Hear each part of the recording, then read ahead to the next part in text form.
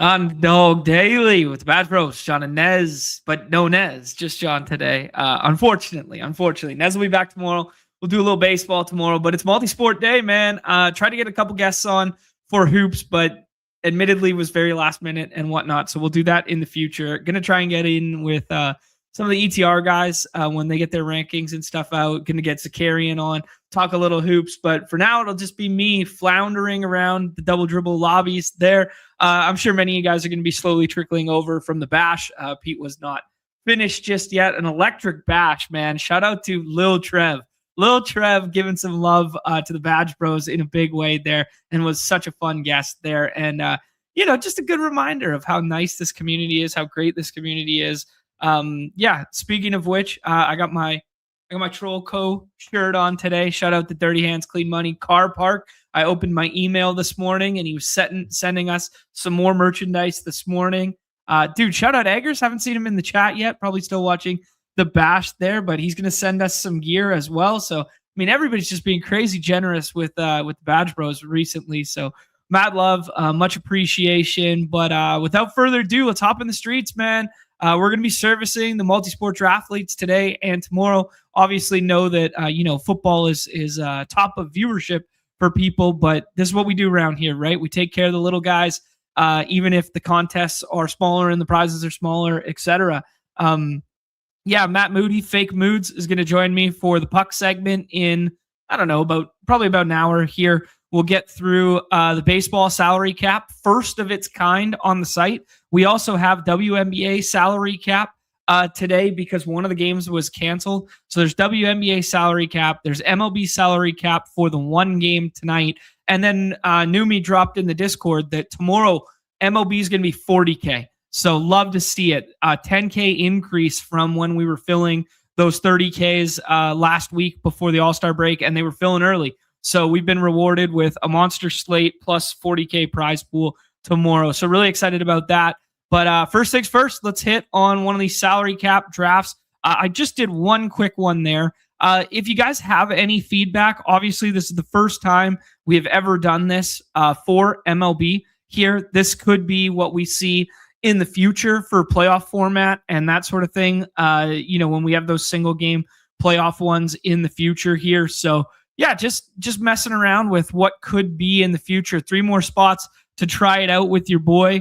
Obviously, projection considerably more fragile on a night-to-night basis in baseball than in basketball. So your high-price salary guys, even though, Kyle Schwarber will be probably the most likely pick to click tonight for a home run, and Soto, there next probably. It's just interesting that, we don't push up to that Wemby territory of salary. So Numi has taken all sorts of feedback and whatnot. If you guys have curiosity about future things or curiosity about, what salaries could look like, or what you think salaries should look like, if you like this or not, just provide it all in the Discord, provide it on the X machine, all that good stuff. Our friends over at Run the Sims do not have projections for the single game slate today, probably just because there isn't one on the redacted side, or they just haven't put it up yet there. But this is a Christian Scott versus Aaron Nola slate here.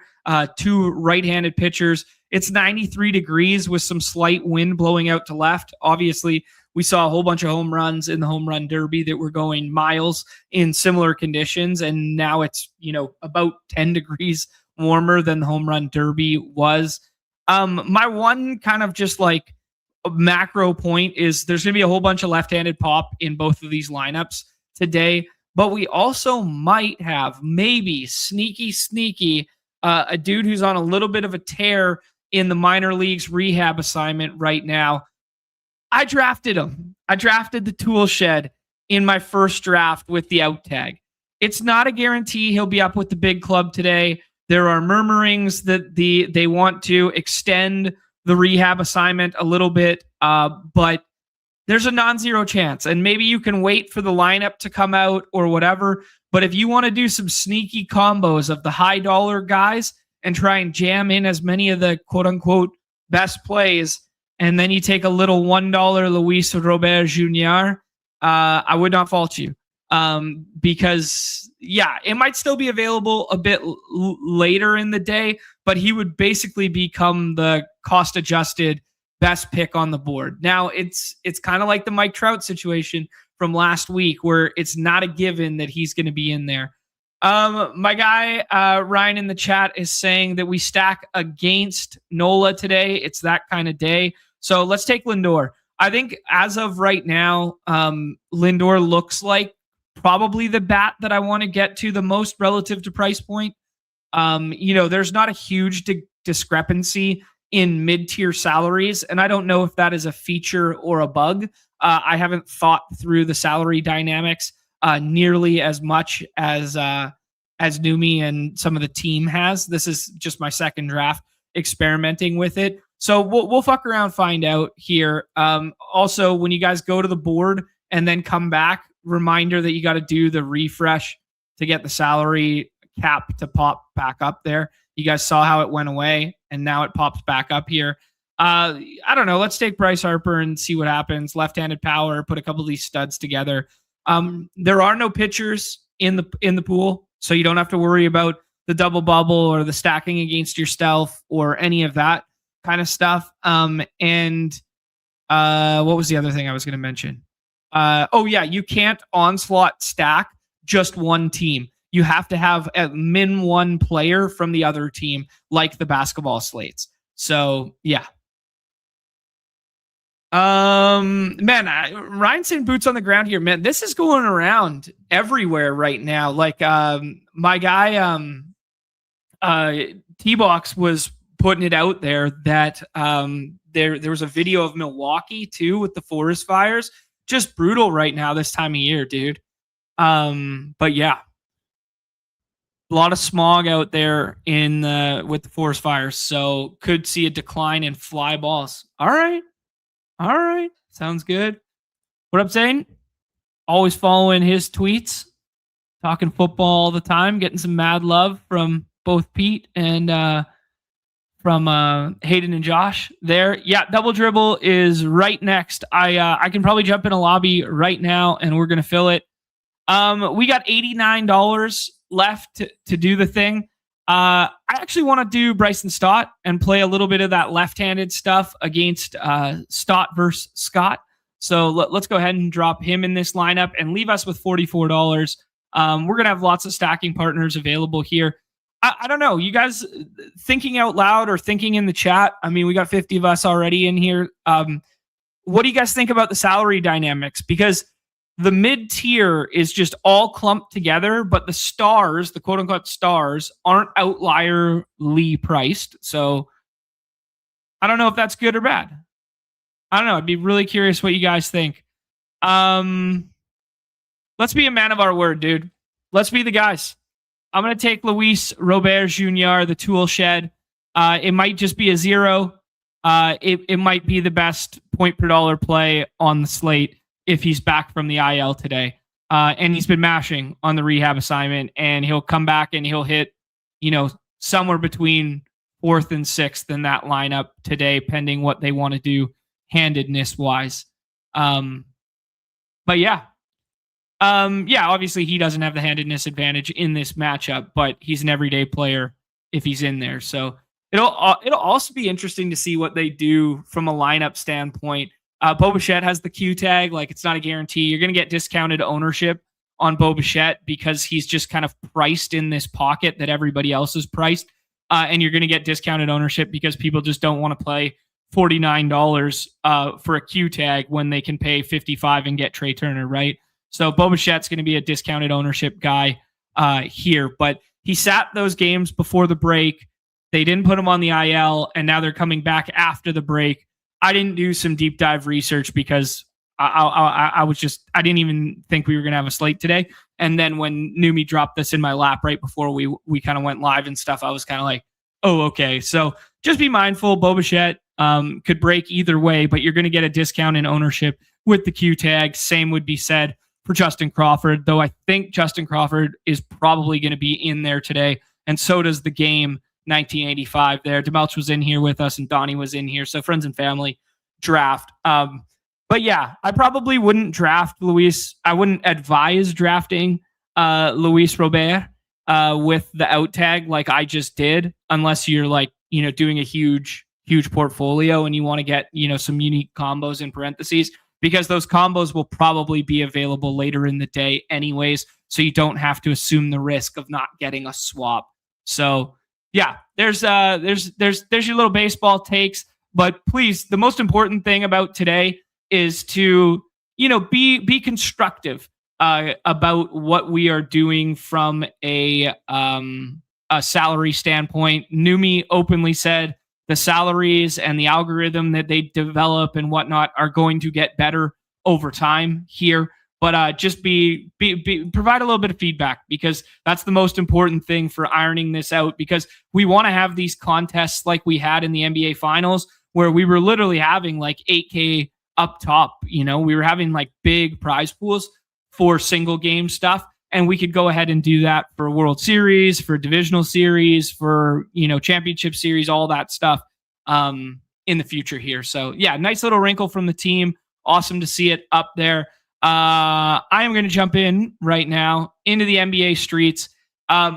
This is my second double dribble. Both have been on stream. So hop in here if you guys want to get some action down. Oh, last man in. Perfect. Awesome.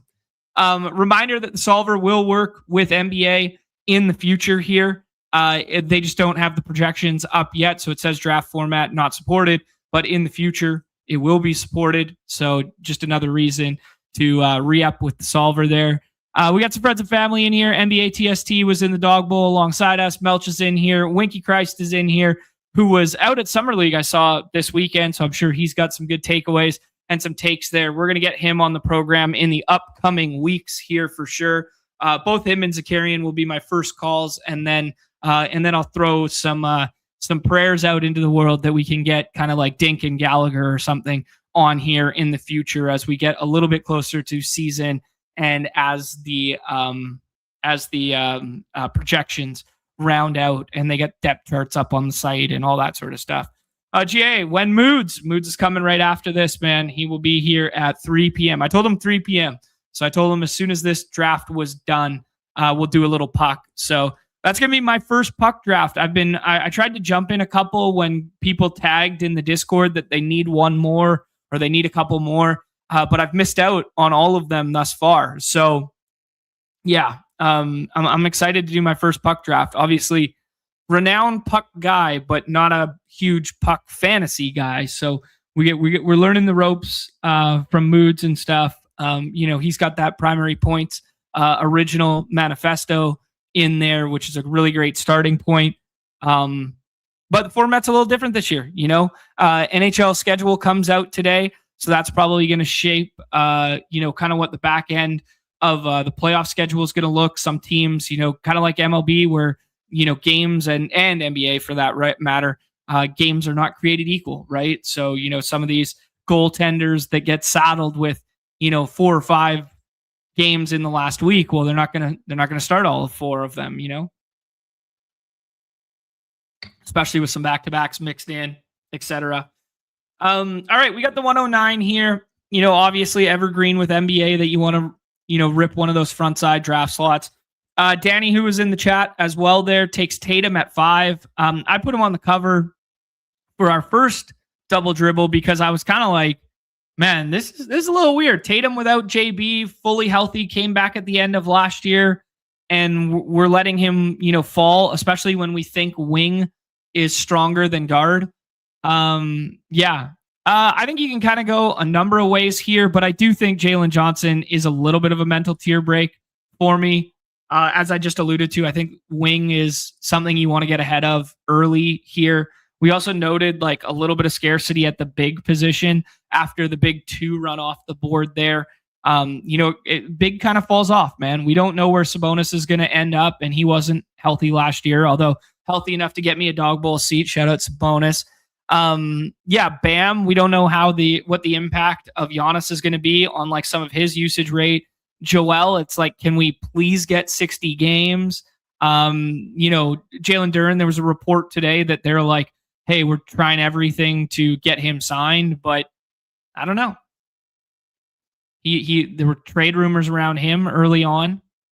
JB comes back to us here. I think it's a totally fine pick. This is where he would probably be going, or maybe ever so slightly earlier if he was still on the Celtics. But I think Paulo's a better fantasy asset. Like I think I'm more interested in Paulo. Like Paulo was a fringe first rounder in last year's contest, and maybe it makes sense that Cooper Flagg vaults him this year. Maybe it makes sense that Scotty Barnes vaults him this year without, Brandon Ingram being there. Well, actually, we don't definitively know that. We got to wait for the proceedings on that Clippers and Raptors trade to see what's finalized. But yeah, I don't know, man. Scotty and Paulo look like two guys I really want to be in on. Amen Thompson, we like him as a basketball player, but I can kind of take it or leave it at the price point. Yeah. Anyways, we start with double wings there. Going to keep an eye on some of the good drafters in here. Not that, if you're drafting hoops right now and you're alongside this stream right now, you're going to be a good drafter. Let's be honest. But I'm going to keep my eyes on NBA TST and Winky here to see some of the guys that they're interested in. There's our guy, Trev. We were singing your praises off the top, man. Amazing performance, Lil Trev.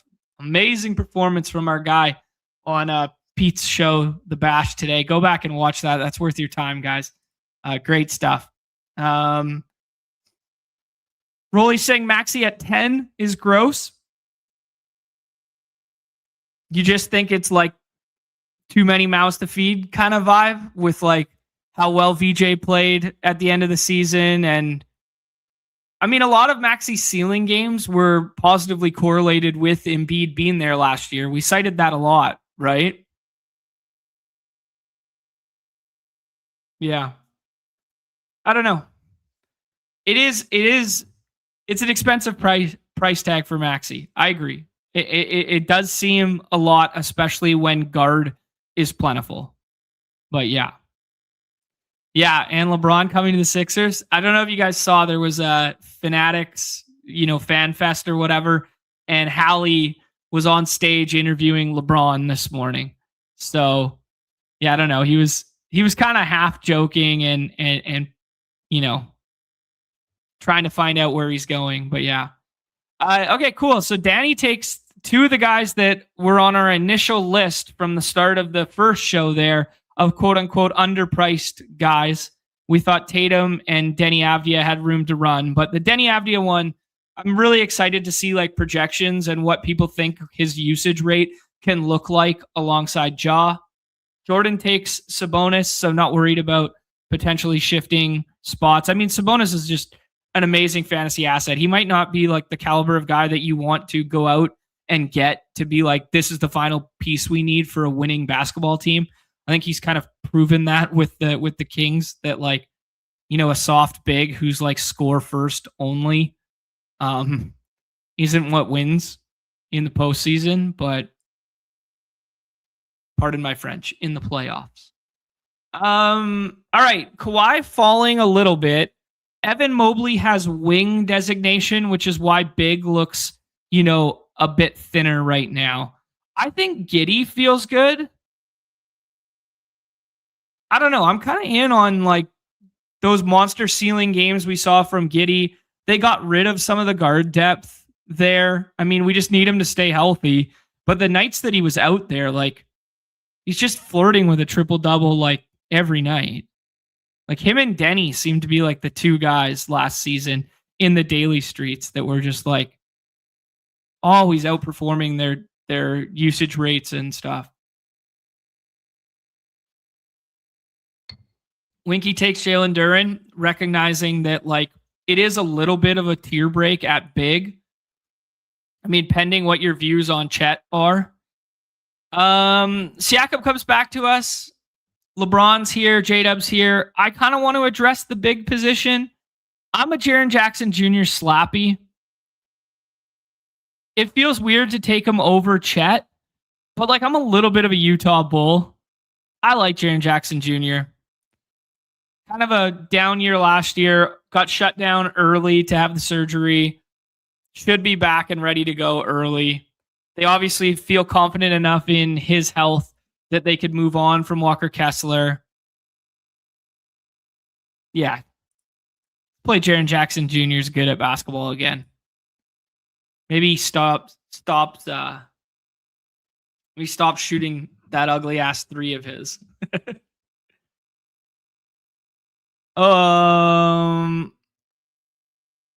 All right, here we go. Did you see T-Guard? So T-Guard came on after Trev, and I started prepping for the show. And he got his goat horns in NHL BR. That's awesome. Respect that. I've seen T-Guard in the chat many a times. Respect them getting the horns in the puck streets. Love that. Best ball bash yet.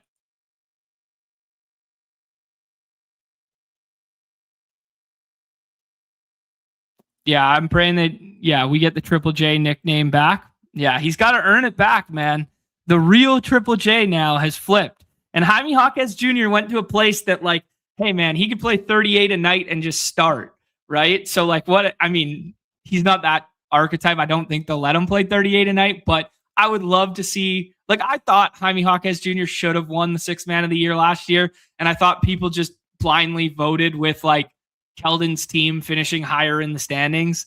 Like, Keldon was fine, but like 6th Man of the Year in my mind is like a little bit better than what Keldon did last year. Not to disparage what he did, but like, I think of Nas, I think of Lou, I think of Lou Williams back in the day. I think of Jamal. Like, I think about these guys who like come off the bench and they're just fucking electric and they set the world on fire. And maybe my vantage point of what a 6th man is just wrong. Like, like Keldon contributed in many other ways, and he was probably, I don't even know what he finished with last year. What do you think Keldon finished with, like rates wise? I actually, like, I'm guessing it would have been like at the most like 15, 4 and 2 or something. Like 50, like I don't even think it was 15, I don't know. Maybe I'm out to lunch on this one. Keldon Johnson finished the year 13, 5 and 1. 6 win share player. Basically 80% from the free throw line, 36% from 3, 50% from the field. Whatever. I mean, I don't want to be that guy, but like, okay. He's a good basketball player. We're going to have some decisions here. We got the 101 staring us in the face here with a Washington team that we think could be better. Caleb Wilson has been hooping in Summer League there. Darren Peterson was hooping in Summer League to start the year, or to start the Summer League. Dylan Harper had the amazing postseason. Tyler Hero got punched in the face by Bam. Brandon Ingram, Derek Queen. Kyrie, I'm like probably still a little bit scared on the health, and maybe Dallas is just like good to move on. Franz plus Paulo feels like a good team level bet, but negatively correlated on a night-to-night basis. Let's take DeJounte, man. I thought he was pretty good, even on minutes limit when he came back from the Achilles.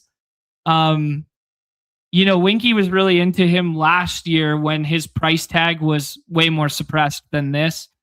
I mean, maybe Jeremiah Fears takes on like more of a handling role this year and they try and skew a little bit younger, but like the Pels have been bad for a while, man. And like the Pels didn't have that pick this year because of the Derek Queen trade.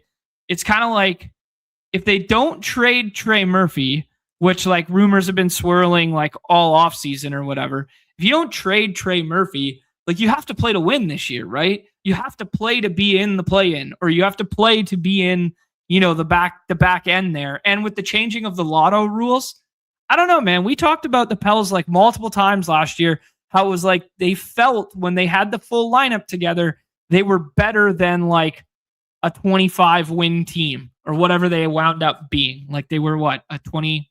Yeah, they're probably I probably nailed it. Like right there. Derek Queen with a little bit of correlation. Tyler Hero, homecoming narrative.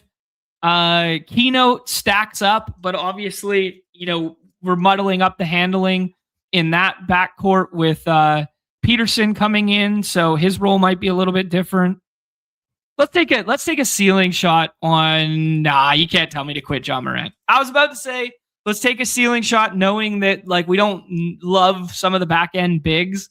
Like let's take a ceiling shot on Derek Queen, and I was like, nah, I'm just gonna keep clicking John Morant. Like I'm not that dude. Like I'm out here to have fun and click buttons, and then when we get the smart guys on the show, to tell me then who to pick. But for now, I'll just keep clicking Ja. What's Dame's ADP? Dame already went there. His ADP is 69. He is guard 27. So he goes off just before Ja. Okay. Danny takes Tyler Hero there. What do we think about Vooch in Orlando, man? I think this is kind of expensive for Vooch, no? Like, obviously, it's going to be new coaching staff, new offense. That's a lot of offensive mouths to feed there when they're healthy. Like, Desmond Bane's going to get his from 3. We talked about how much ISO ball they played last year. Paulo's like a usage suckhole. Like, he gets the ball and go to work. Franz is, a little bit similar.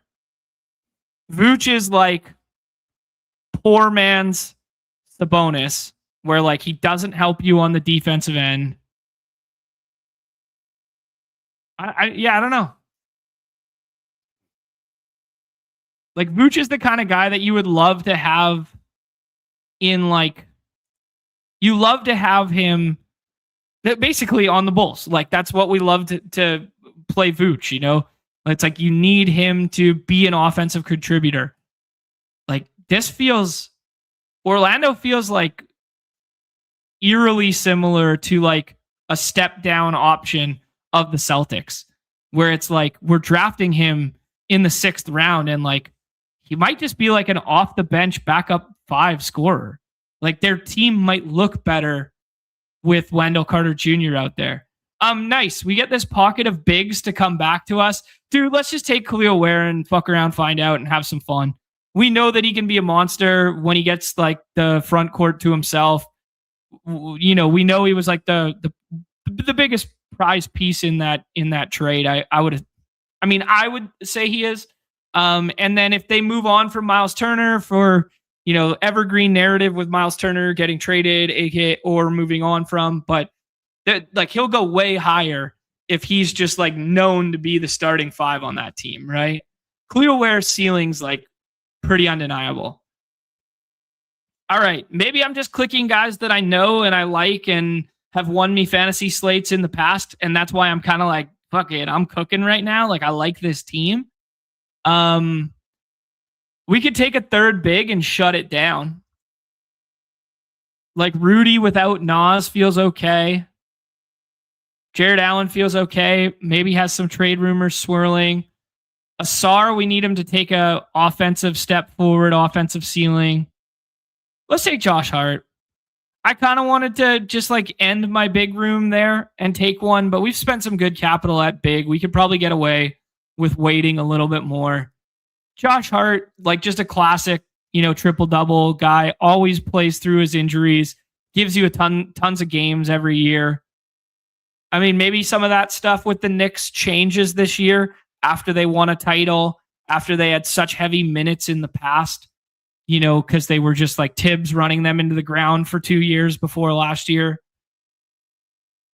Like Hart was definitely more banged up this year than he had been in the past, but he plays through everything. And there's value in being like a guy who plays a lot, right? Like Winky brought it up the first NBA show we did, Double Dribble, that it's just like, it doesn't really matter where DeMar DeRozan goes because he's going to go to a contender and he plays through everything. Like, I don't know what to think about Jimmy Butler. I'm scared, man. That injury was gruesome. And it when was it? January? Something like that. Okay. Okay, let me do two things. All right. So if you want to get prepped for the hockey segment before Moods comes on, there's the primary points site. He's got a bunch of great research on there. The Zamboni stuff helped me immensely. Got me a couple finals teams. Almost ran it back. What did I finish in the Zamboni? 5th or something? Big Zamboni? 3rd or 5th, maybe? After winning it the year before. Yeah. Get ready for that. So I'm seeing that in the chat. Trev's asking about the Keynote ADP and if we're paying a tax on that. Keynote, we talked a little bit about it with, I put in Keynote. Keontae George goes 68. Man, okay.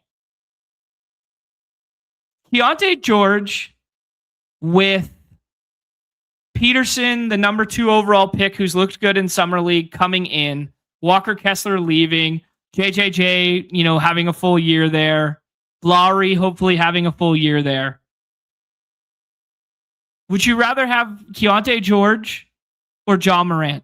And their ADPs are effectively the same, I'm just taking the jaw ceiling, man. And maybe I'm not giving enough credit to Denny Avdia's usage rate or how they could squeeze the air out of the ball when Josh, Shaden, and Dame all want it in their hands. But man, I don't know. That seems kind of good. Jabari Smith Jr. was really good last year and gave us just mean projection forever. Claxton feels fun to have the front court to himself there. Jaden's a model of consistency. Ace is the ceiling shot. Winky's in our draft. Let's take Ace Bailey for Winky. That was definitely the least safe pick here. The safest pick was definitely Jaden McDaniels or Jabari Smith Jr. if we were going wing. Ace is the second-year breakout ceiling shot. Cedric Coward goes there at 106. I love Cedric Coward's game, guys. We got so frustrated at the tail end of the year with Memphis that they were only running guys 20 minutes for everybody. And Ty Jerome was just dominating that usage rate. But man, I love Cedric Coward's game. He's so athletic. I think he's so athletic. I like him.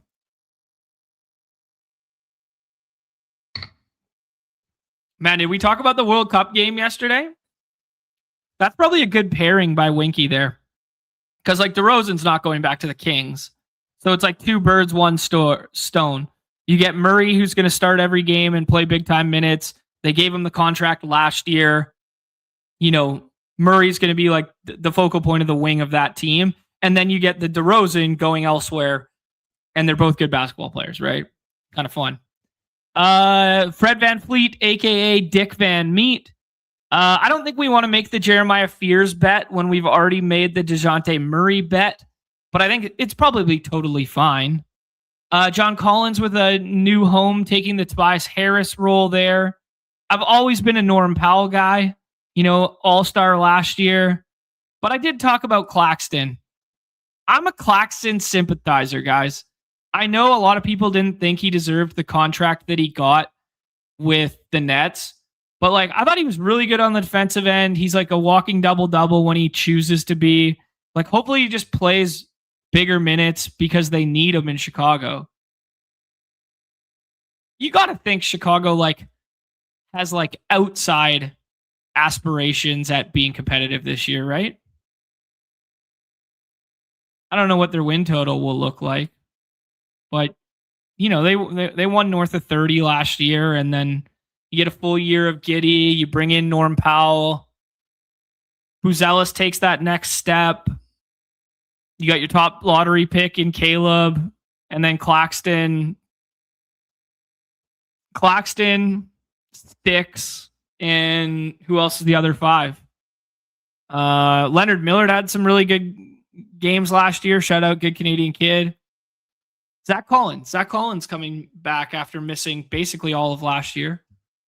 That team's okay. Trey Jones backup handling.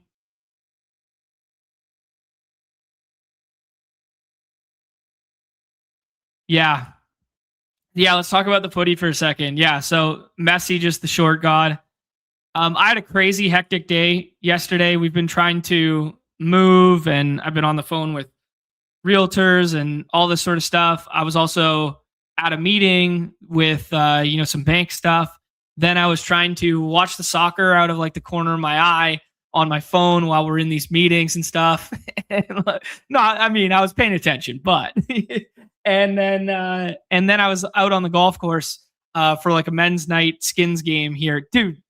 Club Pro last night. So you play cap adjusted skins game. Club Pro last night shot 68 with 3 eagles.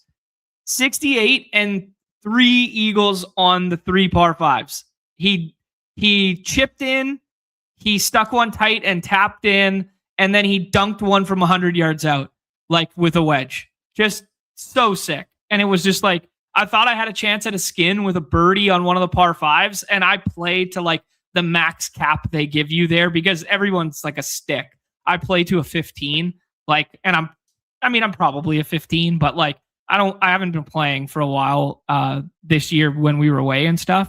Let's make this pick real quick. Damn, now I kind of wish I didn't take Claxton because Winky was hyping me on Maxime Renault, and he had some big games at the tail end of last year. And if Sabonis gets traded, like he could just start all year long.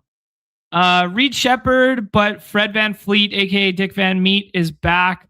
Aaron Gordon just kind of stands out from a name standpoint. Nemhard with Hallie coming back doesn't really excite me all that much. How about Benny Math?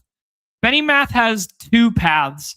Benny Math could win the 6th Man of the Year award with the Clippers if Kawhi stays.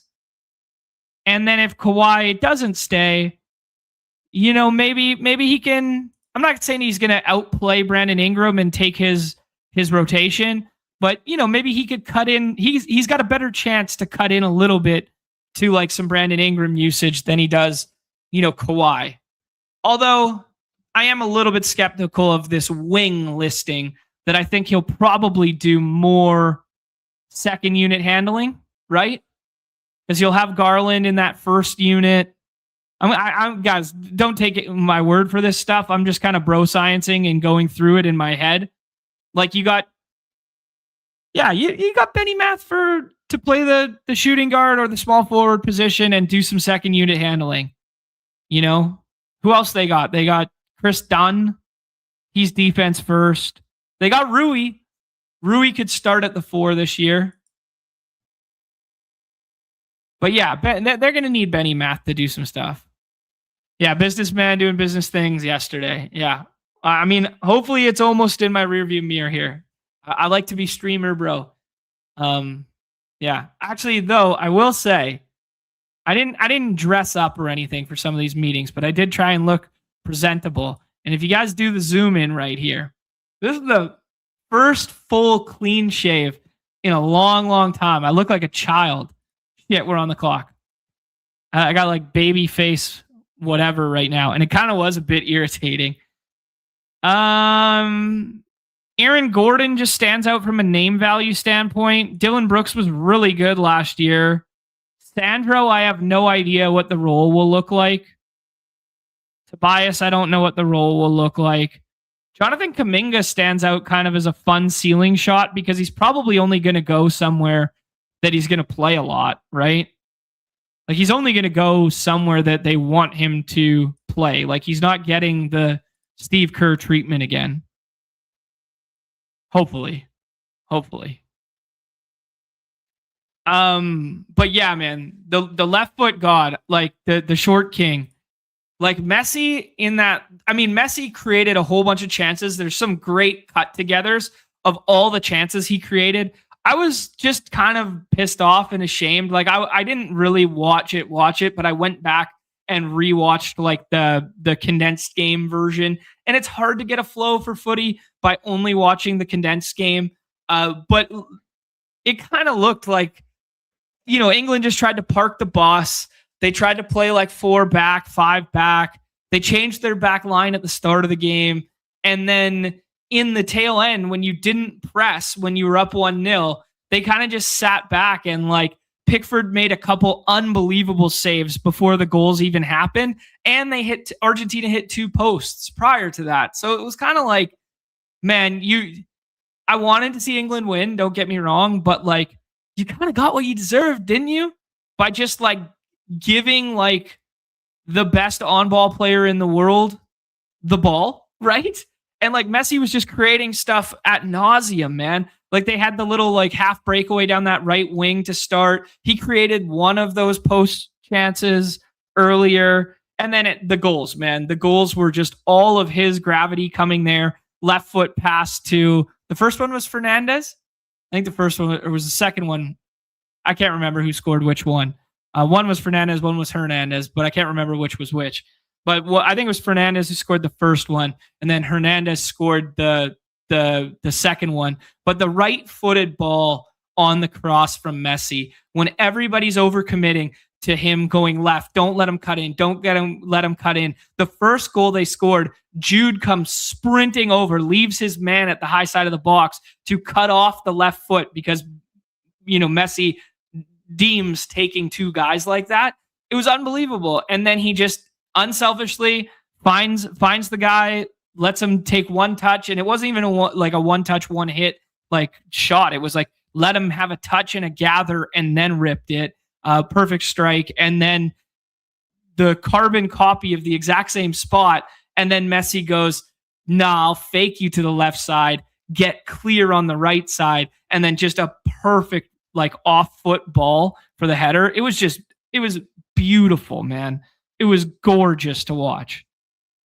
Can Bobby Portis play enough to matter? Probably not. Dude, let's take Joan. Let's take the French guy, man. Joan Berenger.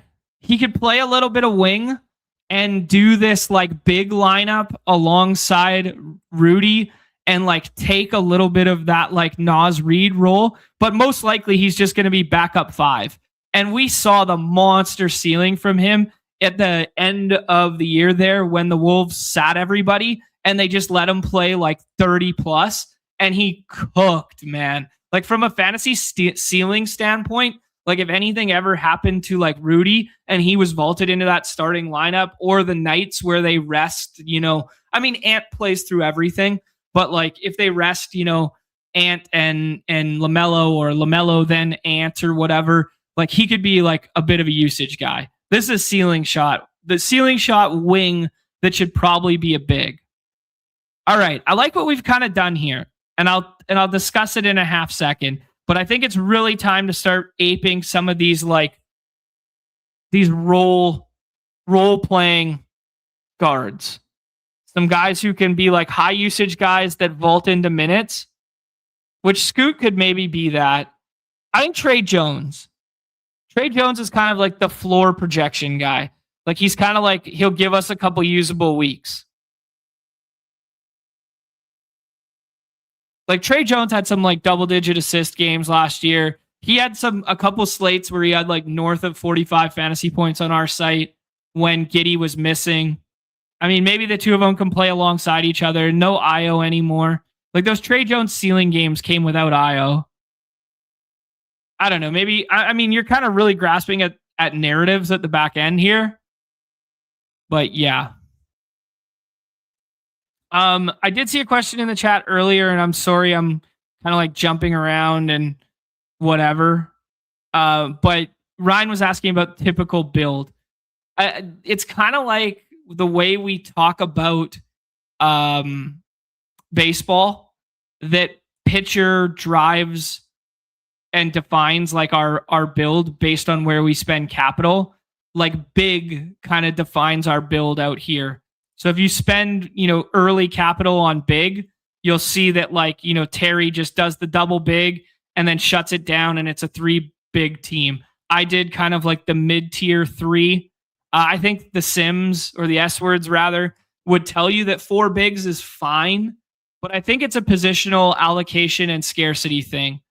Like our team is definitely like our team is pretty balanced. Like we have these anchor 2 wings, then we have some ceiling shot wings, and we have like a kind of like floor ceiling combo guy in Aaron Gordon in the middle. Then we have some kind of like fragile but high ceiling guards. And then we have, our anchor big and then ceiling shot bigs to go along with it. So, yeah, I mean, typically speaking, 7-6-3 would be like my default answer, but it would be my default answer in the same vein that like 2-6-8-2 is what we thought was good in parentheses in BBM like 2 years ago, where it's like if we had, the solver or the sidekick for this, it would probably tell you 4 big is totally fine. Like we could just be doing 6-6-4 builds, or we could be doing, 6-7-3. It's all about capital allocation. Like 8 that you see the 101 is doing an 8 guard team because he did anchor joker, pumps the wings in the middle and some of the guards, and then he just pumps guards to close. And they're all kind of like contingent guys, guys that have roles or guys who can step into roles. Christian Brown's kind of like a little bit of like the floor guy, but the minutes are solid and he'll just give you mean projection and he always plays basically. Scottie Pippen and Keyshawn George are kind of like ceiling guys when other guys miss. Like if Ty Jerome misses a game or if Trey misses a game, like it's a little bit of a handcuff with Trey Young there. I think we're going to have to do some of the guard stuff. I think Cason Wallace is kind of fun. We saw him in those games without SGA, like have really strong outings. Little Tari Eason click. Love to see it. Not interested in Poole. Not interested in Sexton. Dude, Trey Johnson's kind of fun, but there's just a lot of guys in Washington now. Like we were into him last year and we think he can hoop, but yeah. Isaiah Collier's down there. I mean, Isaiah Collier, like the roadblock has happened in front of him, but Isaiah Collier proved last year that like, he can play 40 minutes and hoop in this league, Like maybe he's not a guy that teams build their franchise around, but like from a fantasy standpoint, like Isaiah Collier cooked last year. Like he put up like multiple games that were 60 burgers when he was playing like those 45 minutes. And now the evergreen debate is like, well, couldn't anybody put up that with that many minutes? Like, okay, sure, whatever. But like the point is he did it and we saw it.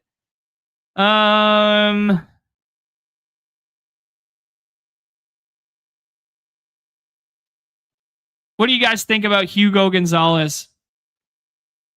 He's been cooking a little bit in Summer League right now. Zakarian liked the eye test. He was saying he took a picture of him and stuff. What do you think about Hugo Gonzalez? They didn't want to give him up. They didn't want to give him up in the honest trade. They must have a plan for him. Decent defender too, like Hugo. Like the combination of Hugo and Jordan Walsh can definitely defend. No JB could find some time here. I'm always going to be in Melton Slappy.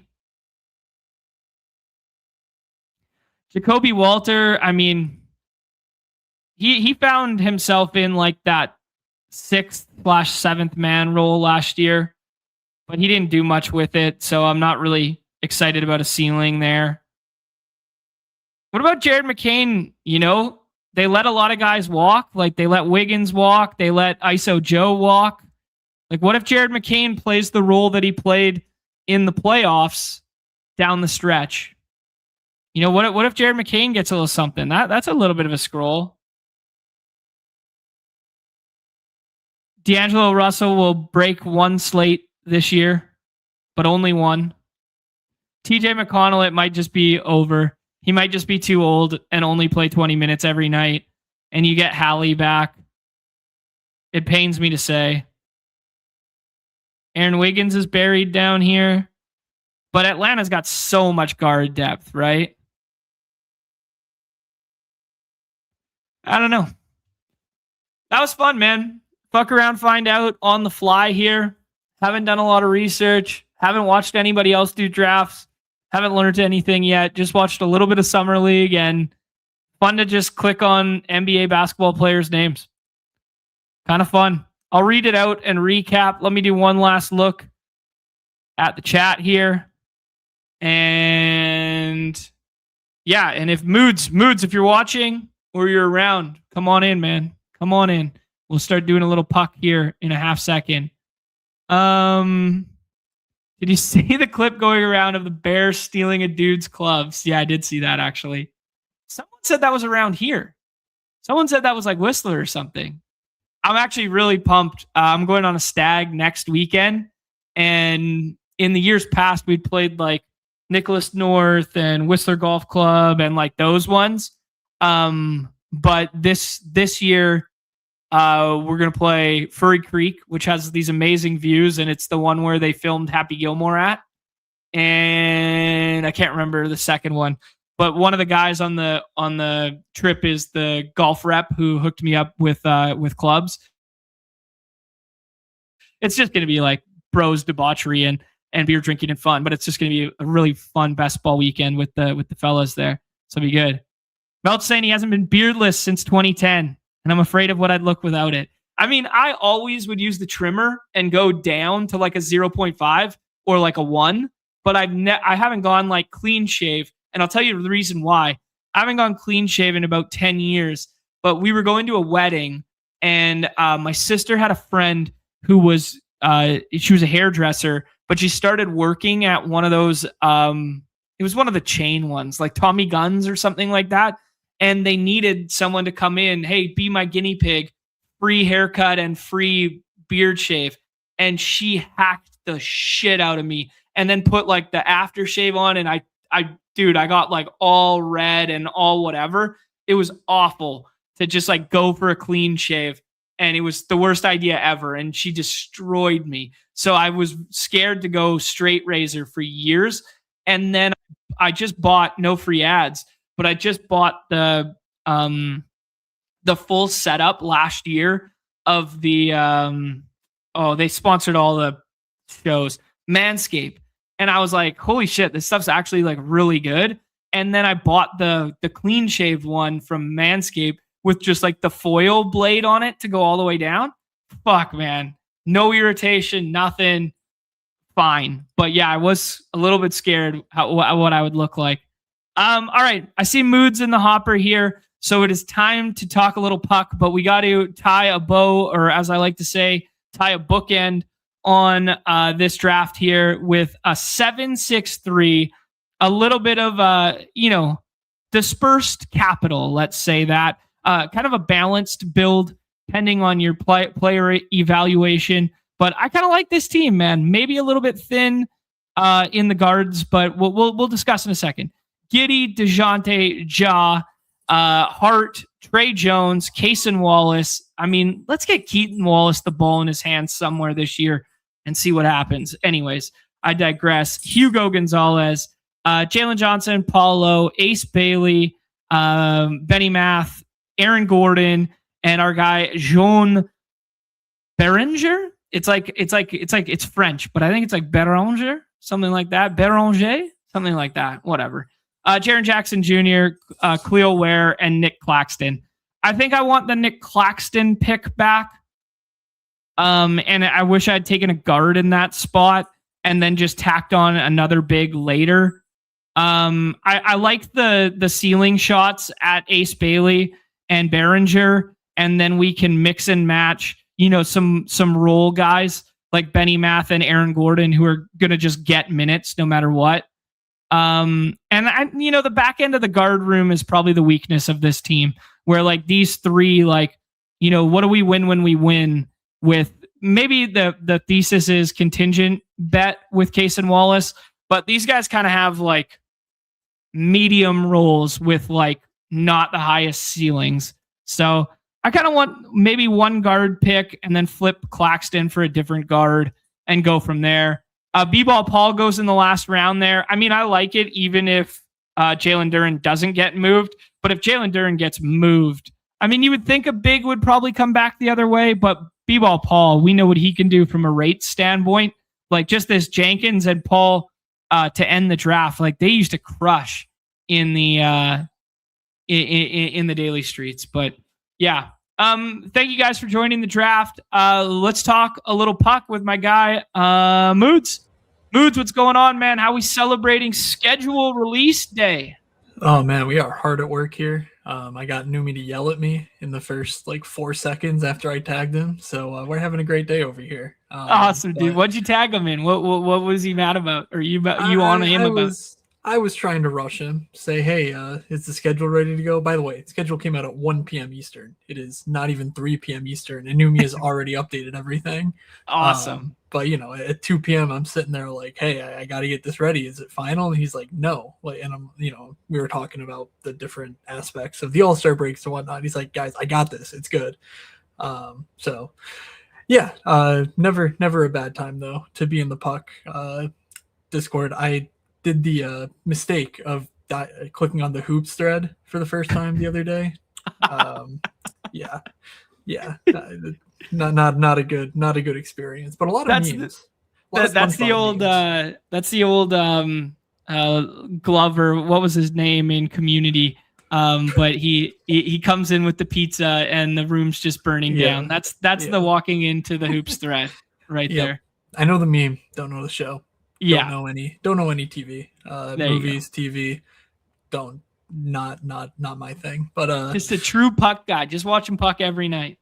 Pretty much. I mean, I'm just a sports guy. I mean, I grew up, video games, world sports games. Like it's just always been my thing. But I was disappointed you took Jalen Johnson when he has Zuby Ejiofor breathing down his neck. I went to St. John's, so okay, cool. He's the only player I know in the draft class. That what's actually also funny about that draft is last year we did this exact same setup to do puck right after this, and then your first reaction was, how the hell is Paolo Banchero a first round pick? And lo and behold, he's a second round pick this year. So maybe a ball nowhere across. I was actually going to say the exact same thing. I'm not shocked you remembered that, but I was I'm almost honored. Do you remember that? Because I was thinking the same thing when I saw Banchero. You said, not how I would have said it on your roster there. So good shit, my guy. Fill the people in, man. I'll bring up the primary points here. So fill the people in on what you're. Oh, I'm not logged in for some reason. Get out of here. There we go. I don't do any of the visual stuff. I'm actually going to work on that in a little bit because, I host a Morningscape podcast. DJ Mitchell and I'm sure if you've been around the Twitter space of the Badge Bros, you've seen DJ does a lot of betting stuff and whatnot, but we also do streams of Best Puck. We've done a podcast for 8-9 years now. I think we're going on 9 years of doing redacted slate coverage. So like Tuesdays and Thursdays, we'll do a podcast pretty much on YouTube, on Apple, whatever. And in the past few years, we've branched out to doing different stuff. In addition to that, DJ going more the betting route and me going more the writing about DFS route, and also doing some Best Puck stuff over on my newsletter. So moods.beav.com has been running for a few years now, I think. Maybe 4 years. I don't know. It's basically sort of been a side project of mine. And I actually decided this summer that I'm going to take it a little bit more seriously. So if you're used to reading what I did like last year, it's pretty much going to be the same from your perspective, but I'm going to add some more to it. So nothing official yet, but just make sure you're following me and subscribe to the free part of the newsletter, because I'm going to do some premium type coverage on the newsletter. Just more slate recaps, slate previews, that kind of a deal if you're into the daily NHL streets. Perfect. But later on this summer, I will have a 2026 update for the Best Puck Manifesto. The 2025 updates are in the archives, as well as my 3-piece intro Best Puck Manifesto from 2024. So there's sort of 4 articles in there already for you to go read. Now, already those are outdated because I think we can lead into this. The Best Puck Classic has changed this year. Every year it's sort of been iterated on. But this feels like the most extreme. I don't know. Is there any changes year over year in the NBA streets? Not they. So over the years, we have shifted what the playoff window was. So the playoff window was like a 4-week window, cumulative scoring at one point. Then it went back to the weekly scoring and add up, score each individual week differently versus over the entirety of the period, etc. Yeah, so we fucked around with that, but we haven't messed around with advance rates and rosters to the degree in which the Puck Streets has. And so part of part of what I'm about to get to is, I think one of the key differences, correct me if I'm wrong, between the NBA and the NHL is that the drop off at the end of the drafts is far more significant in the NBA. And so in the NHL, round 16 versus round 15 is basically just a solid player, and then you go up to round 22 and probably be taking around the same quality of player, which is not like a absolute nobody like the NBA would probably be in most cases.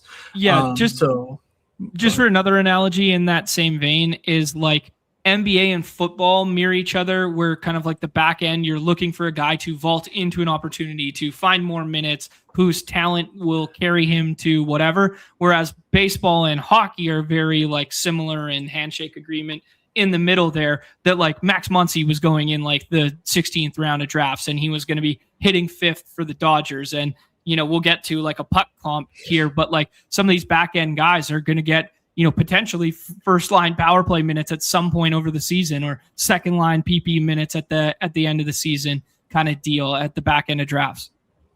Yeah, for sure. And that's exactly what we experienced the past few years. And so, while all the Best Puck Manifesto coverage has focused on a 16-round draft, this year is actually the first year we have 18 rounds now. Yeah. And in addition to that, the scoring has changed from 1 center, 2 wings, 2 flex, 1 D, 1 goalie.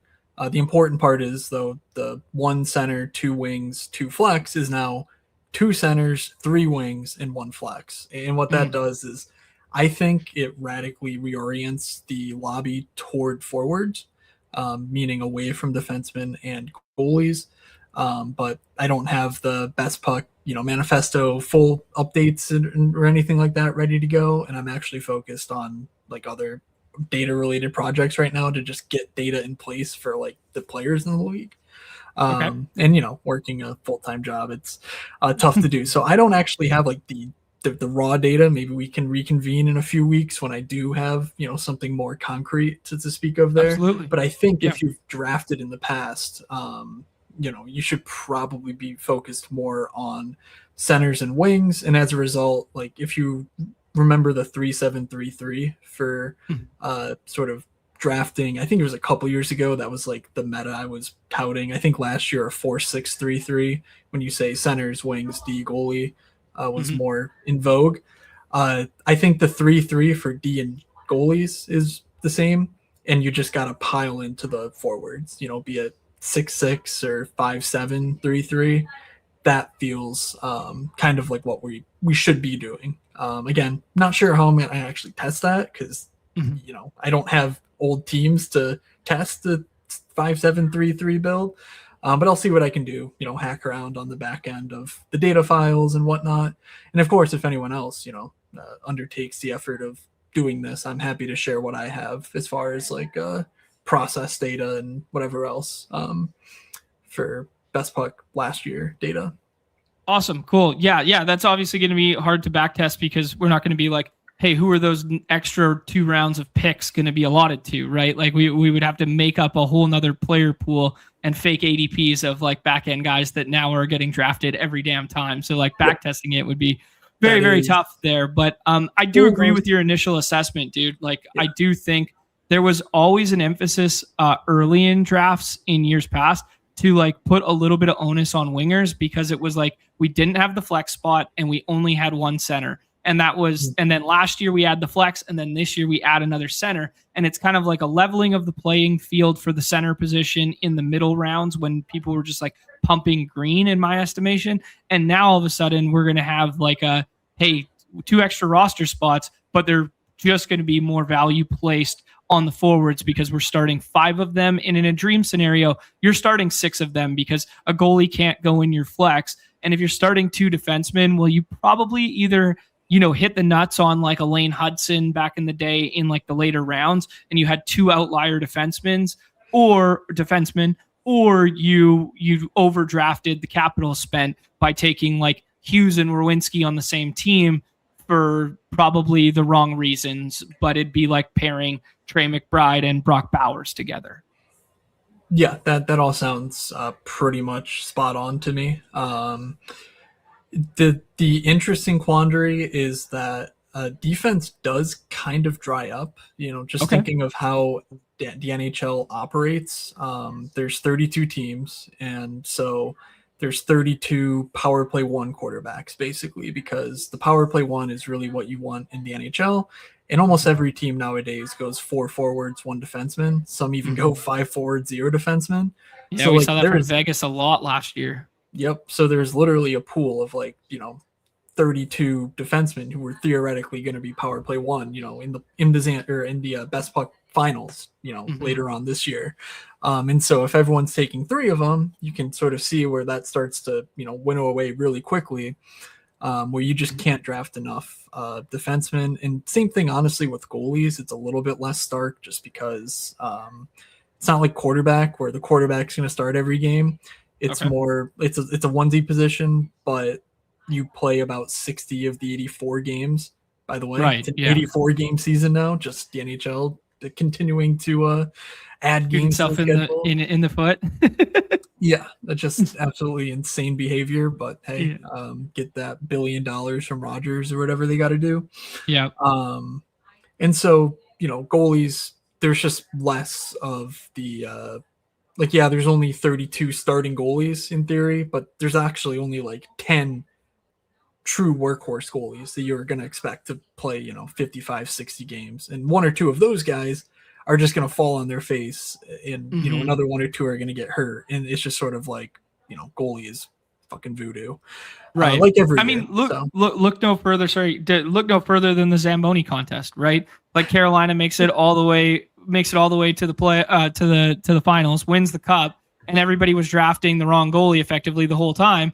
And then they switch goalies in the finals, and everybody starts accumulating goalie points with the guy that was the wrong guy, who then became the right guy in the tail end there. And that was one of the nets that we kind of felt a little bit more confident on because they were the number 1 seed in the Eastern Conference. We were like, okay, we saw the flippening take place in this one, and we saw Anderson, a little banged up. And sure enough, yeah. Yeah, no, it's that's hockey, baby. Yeah, it's nuts. I will say, though, I'm not sure goalies should be falling this far by the wayside. I don't know. I don't really know how to quantify it at this point. But at the end of the day, there still are only 10 to 12 guys who we do expect to truly be the workhorse for their teams. Sorry. So all I was trying to cap that with was basically like we still need to start a goalie. And so if you're taking 3 guys who might be on the bad half of 50-50 splits, you're still probably sacrificing a lot. So it is seemingly priced in that forwards are now more important, but it might be overpriced in is sort of my look when you're on this screen here. Okay. All right. Sounds good. Yeah. We were accustomed to, Hellebuyck going in like the 2nd or 3rd round, like that was the old mantra, and weak year for the team last year, but there are rumors swirling around Hellebuyck potentially moving and that sort of thing. Like that could vault his price tag up as well. I just want to ask, based on like the 11, 12-ish names on the top here, is there any name in particular that stands out as good and or bad relative to, those top 10 that are going to hold down the net, in your opinion? Yeah.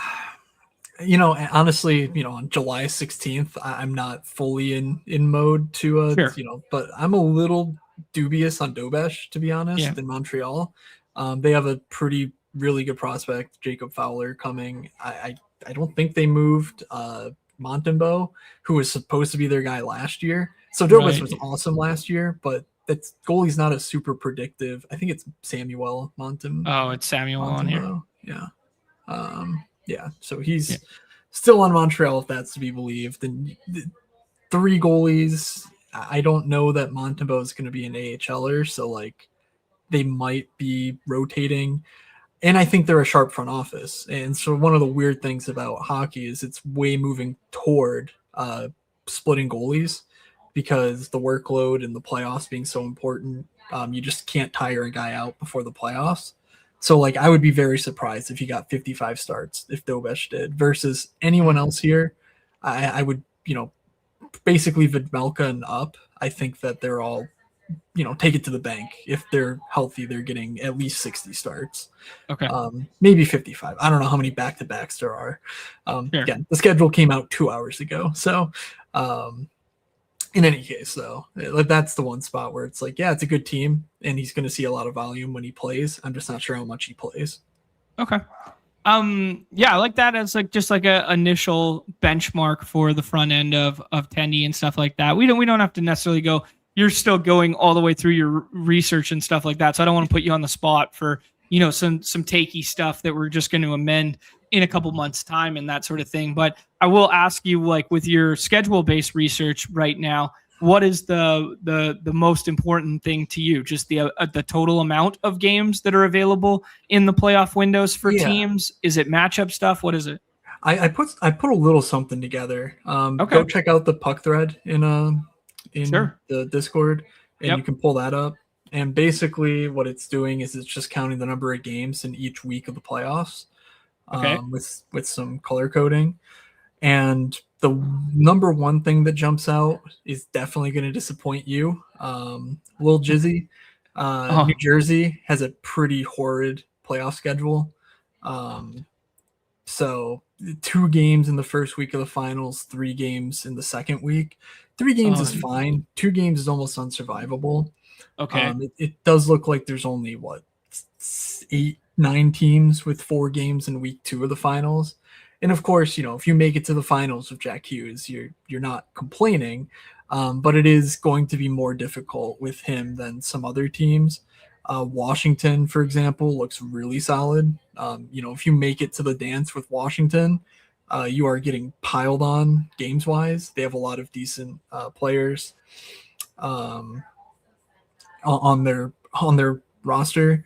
And then Toronto also in that same mold, where it's just like if you make it with one of those guys, you're getting a ton of opportunities to score fantasy points. Jack Hughes comes in, scores a hat trick in the first game of week 1. That doesn't really matter. You're scoring Jack Hughes that week for sure. Right. But it is just something I think of, and it certainly does make sense, like with goalies and whatnot, to try and make sure you have those 2-game weeks covered. Because just the way the schedule works, odds are if you're covering in 1 week, when that same goalie has a down week, it's more likely that the other team that you're covering for can fill in for you there. So there's like a nice synchrony to the schedule, just by how the virtue of adding up to 84 games works when you try to break it down by week.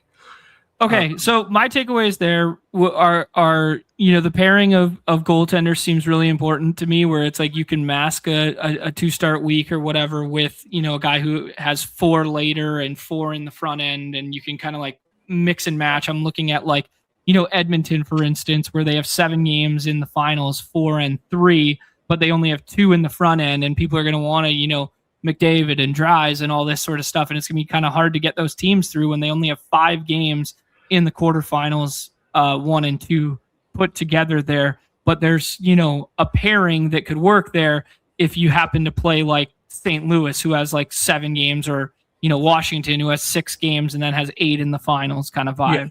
Yeah. What I would think of there is like, if you take McDavid, I'm not interested in Nick Suzuki as my next center. And, maybe I'm not interested in Nick Suzuki anyway, but you look at the Montreal thing, and it's like they only get 5 games in week or in the round 1 of the playoffs here. So like, yeah, you're just fighting an uphill battle if like that's sort of your 1-2 punch down the middle at center. Okay. It's a minor thing, but I think it's more important as you start building your team and see what stacks you're betting on hey, I have a 3-man Edmonton stack. Okay, maybe I don't want a Montreal 2 or 3-man stack. Like that's sort of where I think it would get more and more important. Okay. And my manifestos have a lot of thoughts about stacking that I can't really prove again. Like it's just really hard to sort of, without anything generative, to prove like what is not going to work going forward. But I do think sort of finding those little pockets and teams that fit well together is one of the more maybe underrated isn't the right word because I don't know what anyone's talking about Best Puck Classic strategy other than me.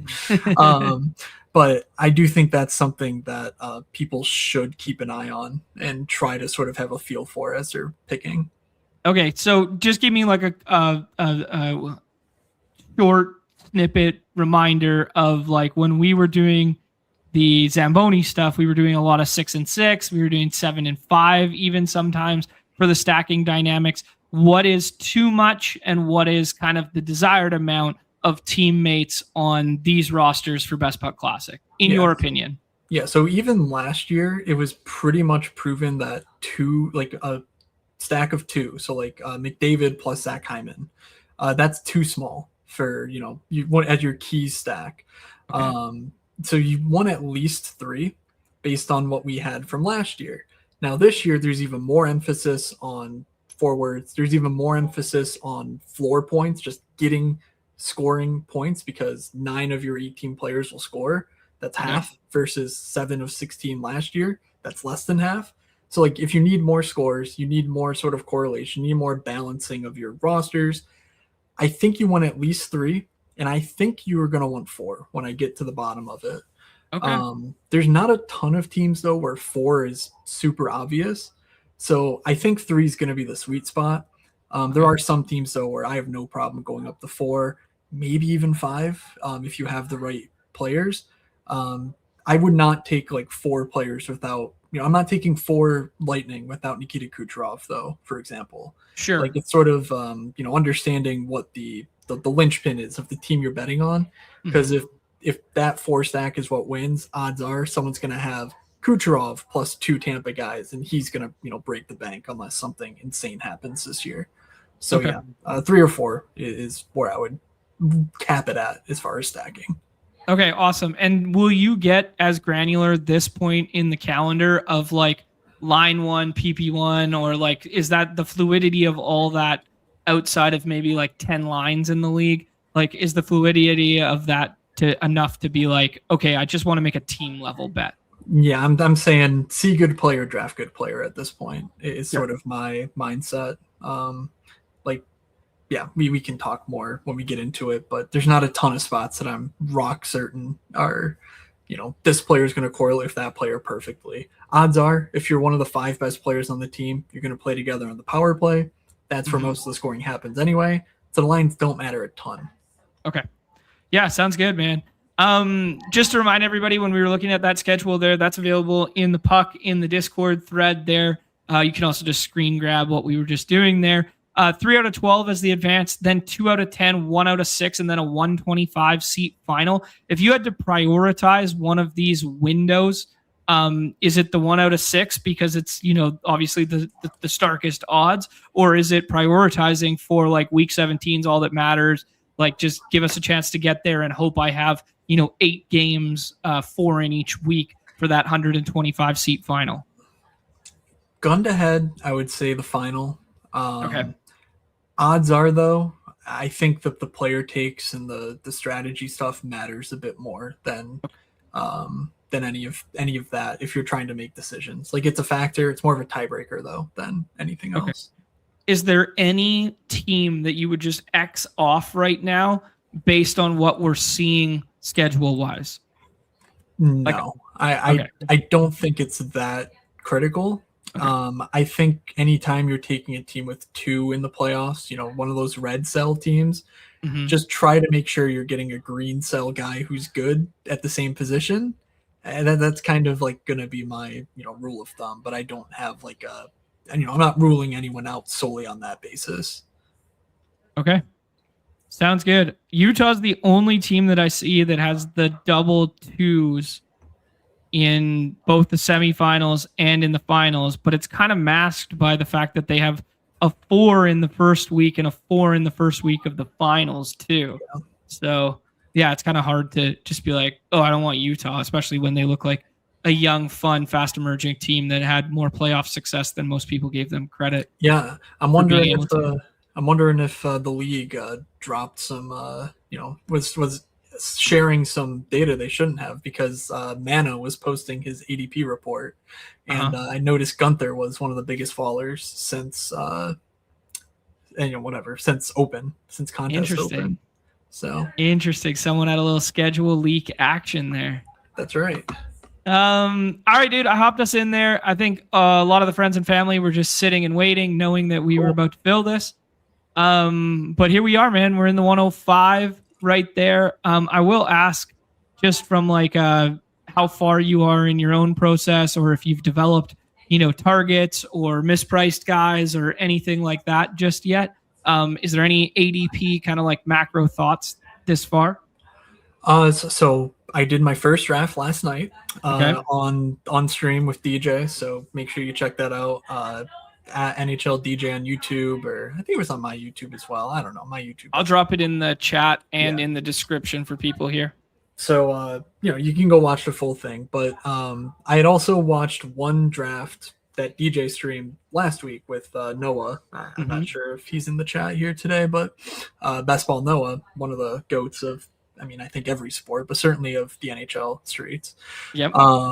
And sort of what I was expecting was for the forwards to drop off quicker than maybe I was anticipating. I actually thought there were a decent amount of forwards left later on in the draft that I was comfortable with, and I think that'll grow as we get more information on, like, the young guys who are going to make the teams and whatnot. So I guess ADP wise, I'm making sure I sort of find the sweet spot, the Goldilocks spot, as far as defense and goalies, where I'm certainly not prioritizing them early. But if you get to round 14 and you're not comfortable with your D or your goalies, you're kind of screwed. Okay. And now you don't need to go, defense round 2, goalie round 3 or anything. I certainly would not recommend that, actually. Moods, let me pause you just for 1 second. On the clock here, Austin Matthews stands out to me. He used to be part of the Big Four, but do you agree with that, or do you like somebody else? I love Matthews and Pasta. I think Matthews is totally a good click here. All right, cool. Sounds good. Obviously, a little bit of a down year with the injury last year, but still decent on like a per game basis there for sure. Sorry, continue there. And so, well, I was probably almost done. I don't really remember. I had 6 more thoughts looking at the top 5 on the board there, because I know Celebrini was incredible last year, but man, Darnell Nurse is supposed to unlock the power play there. Like, I don't know. I certainly, if I'm taking Celebrini at 3, I'm taking 3 or 4 more San Jose Sharks, because they're going to have to be unbelievably good to be better than Kucherov, Matthews, and Pasternak. Celebrini was, I think, at least the equal of Kucherov and Pasta. Matthews was not good, but we just have such a track record of Kucherov and Pasta being absolute game breakers, and not to mention these other guys, that I'm pretty skeptical that Celebrini is actually the number 3 with a bullet like he has been so far. McKinnon and McDavid are definitely 1 and 2, and then I would take Kucherov, Pasta at 3 and 4. And then, Matthews, Kaprizov, Celebrini. Like, I don't think there's a huge difference between those guys' outlooks later on. But all right, perfect. Yeah, no, respect the take for sure. Have you put in the model that Celebrini's dad is the physical therapist and trainer for the Golden State Warriors? Well, that depends. Is LeBron headed there or what? Ooh, I like that narrative spin. Okay. Yeah. Have you factored in the model that Crosby didn't take the C away from him at the World Championships? That's a Sidney Crosby stat. Respecter of the game enough to allow the young kid to retain the C. Yeah. Sid has always been, everyone else is more important than Sid. Meanwhile, he's literally like, God, he and Mario are like the only reason the Pittsburgh Penguins exist. Oh, 100%, man. I got a kind of like a macro question here that stems from the Sharks stuff. We are so rookie thirsty, and we are so interested in jamming rookies in other sports in particular. The puck guys are definitely usually younger and need a longer development curve, but there are definite outliers on a year-to-year basis. There, obviously, one of them would be Stenberg to go alongside Celebrini. They move on from Eklund, and then they bring in Stenberg to basically almost be like a 1-for-1 there. Yeah, thoughts on just like the McKenna, the Stenberg, the Malhotra? Like, are there guys in this class that you're like, okay, they could play and be impactful players this year? Yeah, I mean, maybe Stenberg and McKenna. I mean, definitely McKenna. Yeah. I think Stenberg and Michael Misa just kind of get paired off and they get to play, third line, like, punish the other team's weak bottom six type minutes. Okay. We don't know, but I kind of see it working where Wenberg and Colin Graff make up their shutdown line and then, maybe throw Toffoli out there with them. Like it could be Stenberg. It just feels weird that you'd have a rookie do that. But Sure. Chernyshov did so well with Celebrini and Smith last year that like I think that's going to be the line out of the gate. And so when you're saying, oh well, yeah, there's a path to Stenberg on the top line, I'm not super into the idea that he's gonna pay it off year one. Trust me, I will probably sell myself on some rookies and some slappy stuff. But 18-year-olds just simply don't do what Matthew Schaefer did last year. Like it just full stop does not happen. Yeah. Back up here, my friend. Yeah, thoughts? I like Cole Caulfield. I think that works. I don't see a huge need to reach down the board to grab Nylander or whatever. I don't think stacking's that important this early in the drafts. Okay. So I kind of want to avoid second round defense unless it's a stack. Like I think I took Bouchard with McDavid in draft 1 last night. But in general, I think the sweet spot of defense will remain in sort of like round 7 to 10, where if I get 2 guys there, I'm probably not getting the game breaker, but I could get this year's Zach Werenski. Well, I guess 2 years ago, Zach Werenski, where he was a mid-round pick and then sort of rose to the echelon he is now last year. And then he won the Norris. And, so I definitely paid that off. But in general, I think it's more important to just make sure we get, rock solid forwards in these first handful of rounds. Perfect. Just looking at some of the stacking dynamics that are emerging here, like obviously the Dallas one here with Wyatt and Robertson doing that. Jay Snoot, obviously a good player on the site there. It looks like it's going to be really hard to pair the Minnesota guys together because Kaprizov goes here. Boldy lives kind of over here. It looks like it's going to be impossible to pair the Edmonton guys, that being Dries and McDavid together. But it looks like Bouchard will be the guy that gets fought over between those two, but mainly resides on the McDavid side there. Just some of the patterns I'm looking at right away. Yeah, and again, I think that's also part of the reason that I'm not trying to reach for stacks early is that like you're not going to go against a ton of absolute top tier premium stacks anyway. So, make sure like last year I thought it was bad to take Celebrini when you took McKinnon or McDavid, but just the way the draft board worked, I mean, those teams, I think if you had one of those 2 guys plus Celebrini, they advanced like 90-something% of the time. Wow. I don't have it up. I'm not looking at it, unfortunately, but I was doing some of the preliminary work and I just was curious and took a look and it was like, you're just screwed if you miss that. So anytime the board's just going to hand you something with these all-stars, I think you just take it. We're back up here. We could be the first guy to take a goalie and take the Vezina Trophy winner. We could take Mitch Marner for the old Toronto to Vegas stack for old correlation purposes. Bedard's hurt. Let's just take Cutter Gauthier. He's the absolute. He's the best shooter in the league. He's like 21, 22 years old. The only fear I have is if the contract situation turns into something ugly. We don't need to get into the full Anaheim story here, but they sort of have some salary cap stuff to work out. And so there's a chance it turns sour and he misses time. But I mean, it's July, so I can't worry about that at this point. No, I think Cutter will be a-okay, and there won't be anything to really worry about there. But he literally led the league in shot rate, and shots turn into goals. Shots also create rebounds. I think his role is only going to grow as he sort of becomes like the all-world offensive player that he has the talent to be. Perfect. So getting him in the third round is pretty nice, I would say. Yeah, and they retain Leo Carlson too, which just boosts the ceiling, the correlation factor right there. Having another good player stay on your PP1. Yeah, I mean, he wasn't even full-time power play one last year. Wow.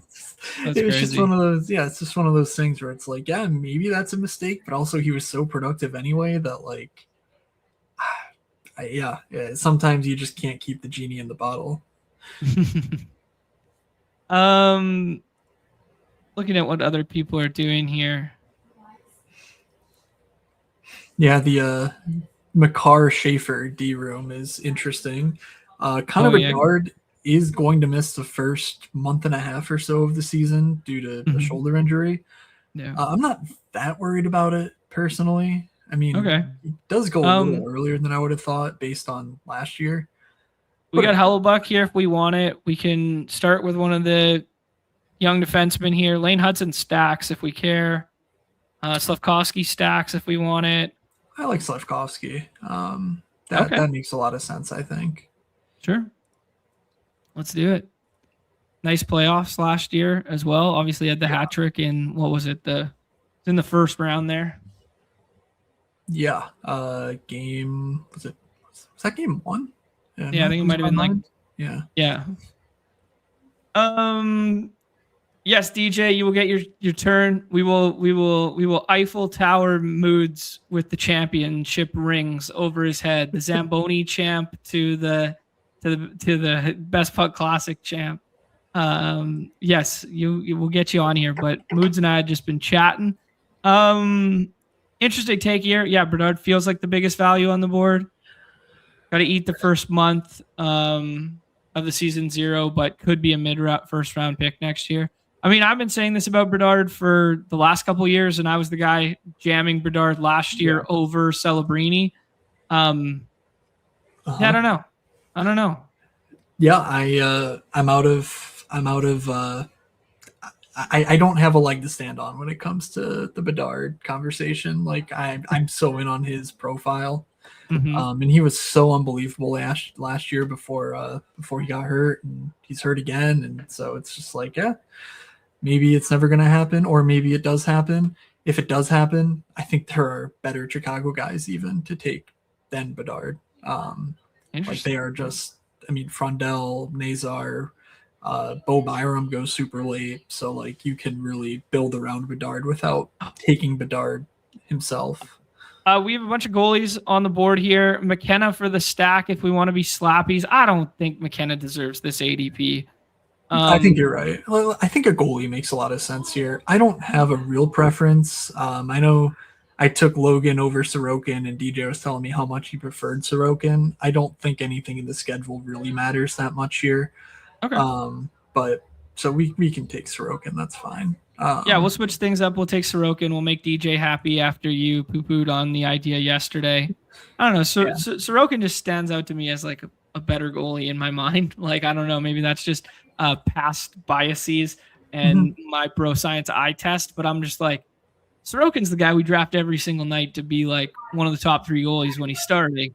And then Logan Thompson, like, he's had a couple good starts, right? Like that's kind of where I'm at. Yeah, I think. I think I definitely will have more Logan now that the Washington playoff schedule is also so, rock solid. Yeah, good reminder. But I don't have like I don't have an aversion or anything to Sorokin there.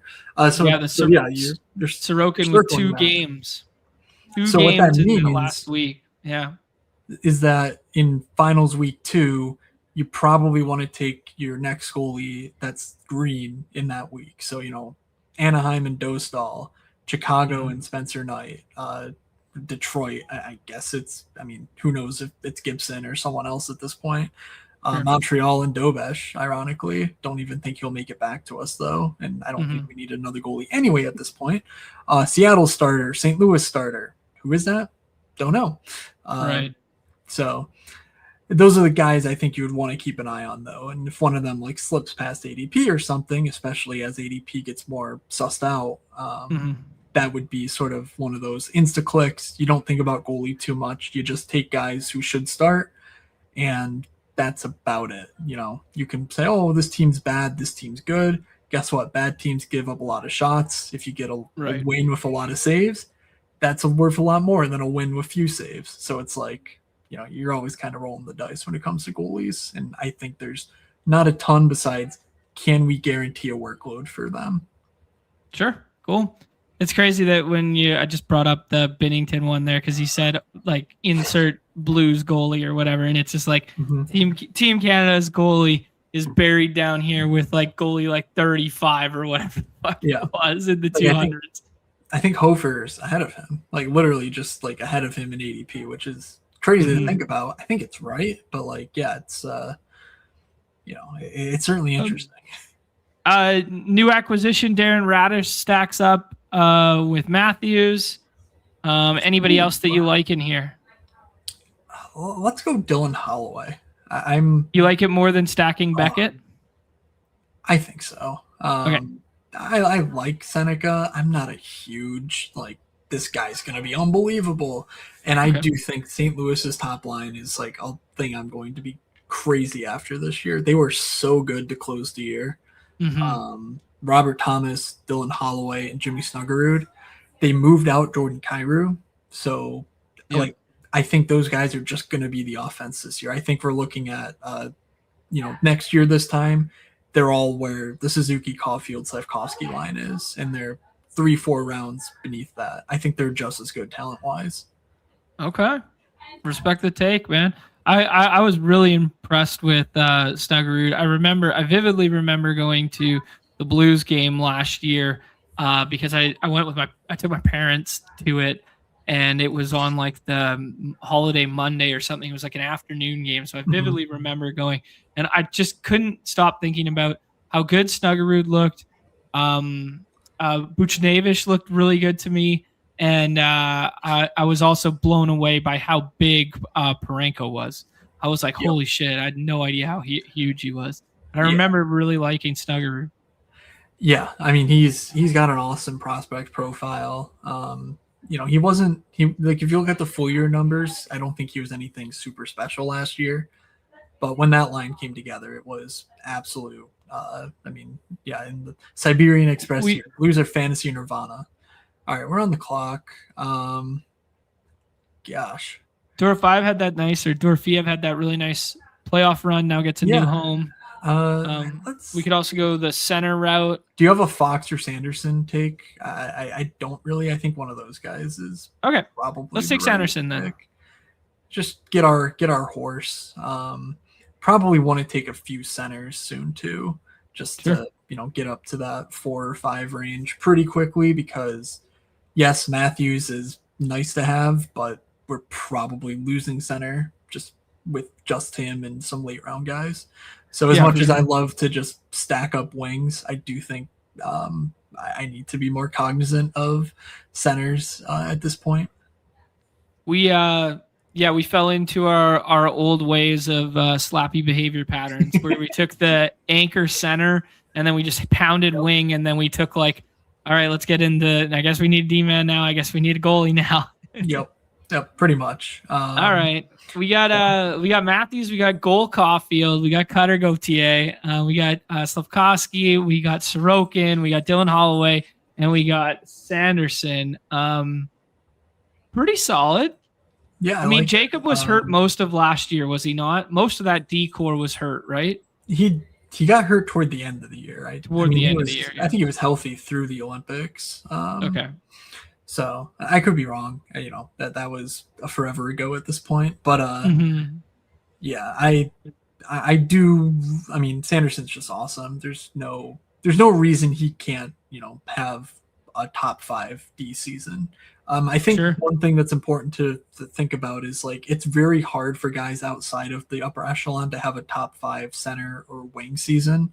Just Okay. the separation is so great. Defensive scoring just has a lot to do with power play assists, and those inherently are just more random. And then also you can do more yourself by getting shots and blocks and hits. You don't need to be a goal scorer basically as a defenseman. And Right. so you see guys have top 5 D seasons fairly regularly. It's getting tougher, with Hughes and McCarr sort of ascending, and Schaefer and whatever else, Dahlin, even probably belongs in that mix. But it is at least possible for someone to actually come out of this pick 75 range and actually become someone who is next year pick 20. Like Right. that's just not really the case at the other positions, in my opinion. And for the 37th straight year, we're drafting Brent Clark to be that guy. I'm actually, yeah, I don't know. You don't have to have a take.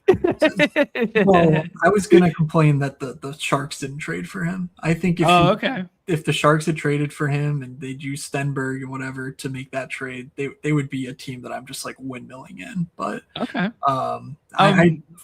tough. It's tough for me with Clark right now, just given LA and we could do power play. A little bit of Rob Thomas stacking. We could do a Timo Myers bring back season. Let's reach for Thomas there. That's sort of the thesis of reaching a little bit for Holloway. Let's not play any games with the turn there, and then just take whatever comes back to us. Cool. We're going in all in face first for fantasy Nirvana here. That's right. Love to see it.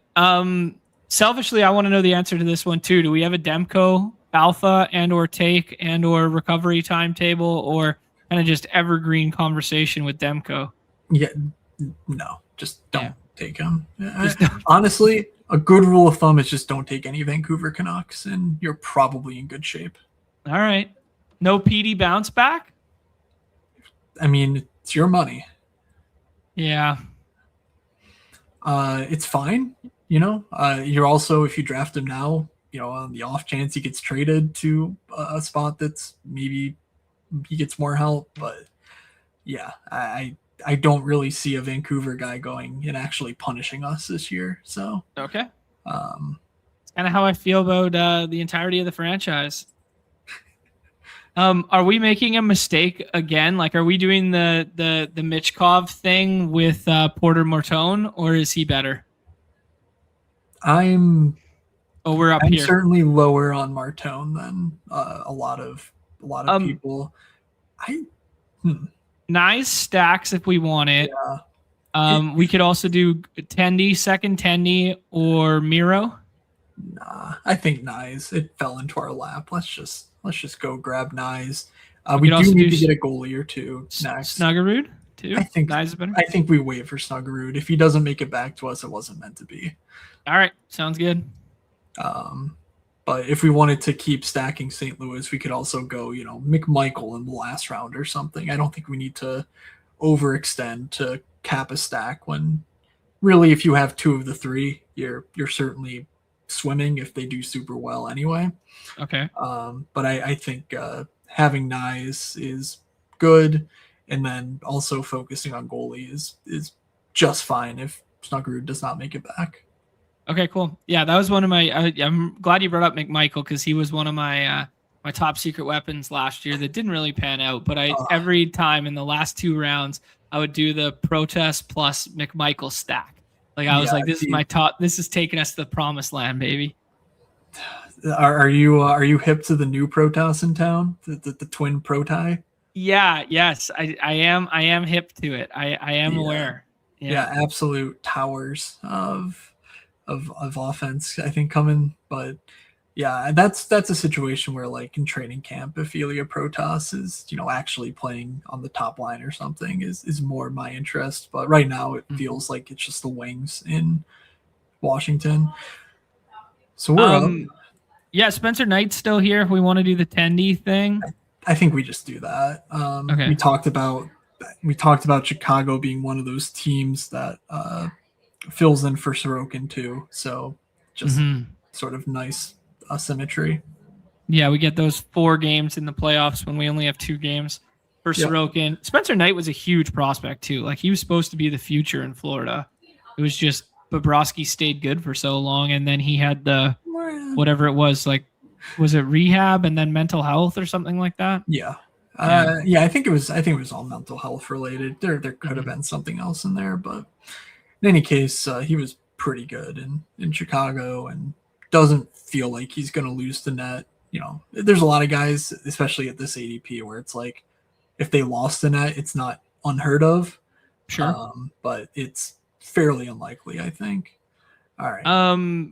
We could take a final goalie. We could take our boy aforementioned Brent Clark, Carlson, Rust. I prefer Erik Karlsson over Brent Clark personally. All right. Also, just returned from Sweden. Was hoping to run into Erik Karlsson first and foremost. There you go. But wasn't meant to be. What are your thoughts on Sweden? It's beautiful. I was there with DJ actually in 2019. We went to the Sabres Lightning game. That was there in like November, so it was dark from 2 p.m. to 10 a.m. the next day, and being there in the summertime is ridiculous. I mean, literally the sun sets at 11:15, doesn't even get dark, and then the sun rises at 2:45. It's like, yeah, this is how life is supposed to be. And then I come home, everything's on fire. It smells like smoke outside, and it's 115 feels like in the city of Philadelphia, and it's like, yeah, I don't belong here.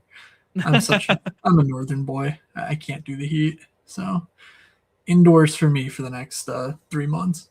Yeah, I got you, man. I'm not a huge. I mean, I can definitely tolerate and deal with it, but like, we're back up here. Owen Tippett, I was singing his praises in the playoffs a lot. Zegras just signed the contract if we want that. Nazem could be on PP1. Who do you like? Let's just take the last goalie. Hofer or Luukkonen are fine. All right, let's take UPL because your fandom narrative. Yep, he could get traded for Connor Hellerbuck too, which whatever. True. Yeah, I don't know. Like, I'm definitely not going to go into the season with like 12% Luukkonen, I wouldn't think, unless something dramatically changes. But at this point, I think it's just making sure you get a guy who should get at least 35, 40 starts before they all go off the board. And because, like, in my head, that's a little too early, but I'm also not super worried about 2v2s and whatnot at this point in the draft. Like, they're just all so similar down the line that I want to finish off D and goalie and then just go excavating for some forwards. Perfect. Kiefer Sherwood's going to hit everybody. Zegras just signed the big deal. Brad Marchand's a little old. Michkov's here for a slappy still. Ryan O'Neill's. I love Ryan O'Neill's. Who do you like? What do we got for centers? Let's try Zegras. The people told me I wasn't allowed to take him in the last round last year, and here we are. We're back, baby. They paid the man. Let's go. Let's get it. I'm quite worried about Philly, in the way that people are talking about them, especially in light of the Leo Carlsson offer sheet. And it's like, wait, did they add like a ton of offensive punch? But if they do score, I mean, Zegras is going to have to be a part of it. Like, you just can't tell me that Christian Dvorak is going to be driving the bus as a 1C. So if Martone is anywhere close to what he could be, and if Michkov actually does get used on the power play, I mean, the playoffs were a mess, obviously. But down the stretch, Philly had to go nuts to make the playoffs, and they did. They shut it down defensively.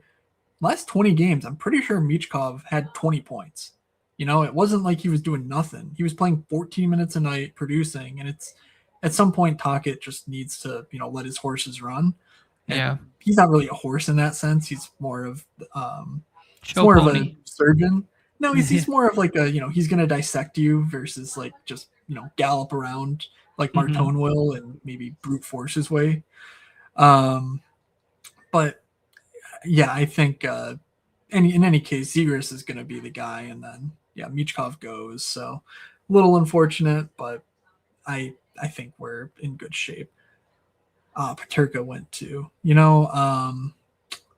Paterka is going to be a guy that I probably need to restrain myself on. Just thinking about the fit with You guys have Boston. always loved him.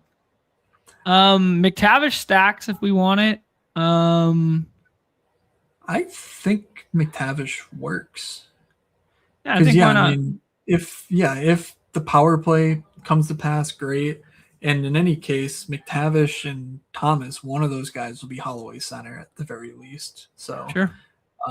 Even if it's not Robert Thomas going crazy in a week where they have 3 or 4 games, ideally McTavish would be the guy paired with Holloway. So because I think that's what stacking is mostly about. It's just making sure your schedule sort of fits. And so with all these flex spots and all these players scoring now, it's just sort of find the St. Louis pocket and then find another team or two that sort of fits in with them. Okay. And so just looking at it, looks like the semifinals is where St. Louis is going to struggle. Okay. So maybe a back stack of like an Ottawa or Chicago could make sense. Yeah, both would make sense because we already got a piece, right? Like we got Spencer Knight and we got Sanderson. So yeah, Ottawa could be kind of fun, I guess. Yeah. Who's going to be good in Ottawa, now with Tkachuk leaving and stuff? Yeah, I think Pinto is interesting, right off the bat. I mean, he's a guy who hasn't really done it for a full season, but he's done it in spurts on like top power plays and whatnot. Mm-hmm. He served a pretty lengthy ban for gambling, so he's one of the boys. I think Pinto's he's the obvious guy. Yeah. Okay. Should we do it right now, or should we do a Malkin? Should we finish our D room? What ADP? I think we can wait around on Pinto. What do we got? Defense. Thomas? Sure, let's do it. I love me some. How many games is Hedman going to play this year, dude? Yeah, I'm with John Carlson. I don't think we can take Hedman. Honestly, It's just it could happen for him. I don't think it's super likely to. All right, we'll take Tyler Myers back up there. Thomas Harley. Yeah, and Eggers was also about to unsub, so we did save. We saved that too. Talk about Dallas. Oh man. Yeah, Harley had like the season from hell last year. Got hurt immediately. Miro pretty much stayed healthy for the entire time. The inverse of the previous year. Yeah, and the power play was so weird where like Miro was so good that he was actually staying out for both units. And like that was just something we had not seen. And part of it I think was the Harley injury. So the price did get a little depressed on Harley. I still think he's one of the better floor guys in the game with a ton of offensive pop. I mean, once that game goes to overtime, you can book Thomas Harley for that anytime goal bet. I like that. And no Eggers. Werentzie's not waiving his no trade to go to fucking Dallas. We've already done this. Oh, he thinks he's going to be the trade piece? There you go. Yeah. That was the rumored trade. Ryan's fitting his Philly propaganda as well here, saying that our Z-Grass to Austin Matthews stack. Yeah. Man, Detroit's got better too. Man, that whole East Coast is just getting. It is. My girlfriend works for Rocket Mortgage, so she works from home, but all their people in the office, they're like, I mean, it looks horrendous out there. All right. Oh shit. I think it's Pinto time. Yeah. We need another center. He's the only center on the board, and he stacks up with us. And you sung the bull case for him gambling on himself to score 30 goals this year by getting PP1 minutes. That's right. Yeah, I don't think it's a guarantee he replaces Brady Tkachuk on the power play, but you think of their skill sets and like the guys who were not power play one last year. It's like Giroux, Eklund, who they just traded for. Like those are little dudes. Giroux's not much of an interior player. I think Pinto's more of the interior guy that Brady was. So I think Pinto's the obvious beneficiary there. Because we took so many wings early, this could be the situation where we go 6-6-3-3. So I don't think we need to be limited to wings only here. But let's take a look at what we've got. Yeah, no, I would definitely agree with you on that. But yeah, I don't know. We can. I mean, Zach Benson was a little bit of a Zamboni hero Yeah, this year. I took him last night and got immediately made fun of because DJ took Zach Benson in the first Best Puck Classic draft last year, and I called him an absolute moron. And I think he still was. Obviously he was a year younger and everything else. Sure. But I think is Bertuzzi still there? I think I saw him. Bertuzzi makes me woozy. Tyler Bertuzzi, nail gun. Yeah. 32 goals last year. Wow. Yep. We don't have one of the centers, but I think if you take a Bedard, a Frondell, a Nazar, you're looking so good if you pair him with Tyler Bertuzzi. He might be my highest owned player. Awesome. Cool. 17th round pick. Good steez too. He's got the tongue flop. In an era of the tongue flop dying, he's one of the last strongholds of the overflopped, oversized tongues on your skates. And with all the talent coming in for Chicago, I mean, it's not just the three centers I listed, but Roman Kantsarov comes in from the KHL. Nick Lardis was an OHL beast in his time there. They're sort of shot finishers. Mm-hmm. I think Bertuzzi's, net front, nose for the net kind of deal. I think that's a bit unique in Chicago. So if they do get it going, if Bo Byram is capable of running their top power play, it just feels like Bertuzzi is such an obvious home, as long as he's healthy. So Bo Byram, the most expensive defenseman in the league now. Unbelievable to think. Hey, former Vancouver Giant. I used to watch him all the time. Yeah, he's always been one of my dudes. So having him in Buffalo was great. Yeah, I can't believe the Sabres got Olen Zellweger. I don't know if I've tried to indoctrinate you on Zellweger before, but my God, he might be even more of a moods dude than Clark. Okay. So we could pick whoever the hell you want. I think that's right. Making sure no Chicago's. Yeah, the Chicago centers were all gone. Yeah. Let's go Ryan Hartman, Minnesota. Sure. DJ and I talked about him last night, and Zuccarello's gone. Mm-hmm. And it's possible that Danila Yurov becomes their power play one guy to go with it. But man, Hartman feels almost locked into a Kaprizov role. As long as they don't make the Dylan Larkin trade, which given the recent developments seems very unlikely in my opinion. Okay. Yep. Maybe it's just unlikely, but if Ryan Hartman goes in as a 1C, I think he's on the top power play as well. And in that case, I mean, this dude hits, he shoots, he's got a decent amount of talent, and you don't need a ton of talent to score when Kaprizov or Boldy is on your wing. So he's a late round guy who I really, really like. All right. Respect it, dude. Yeah, good hockey player.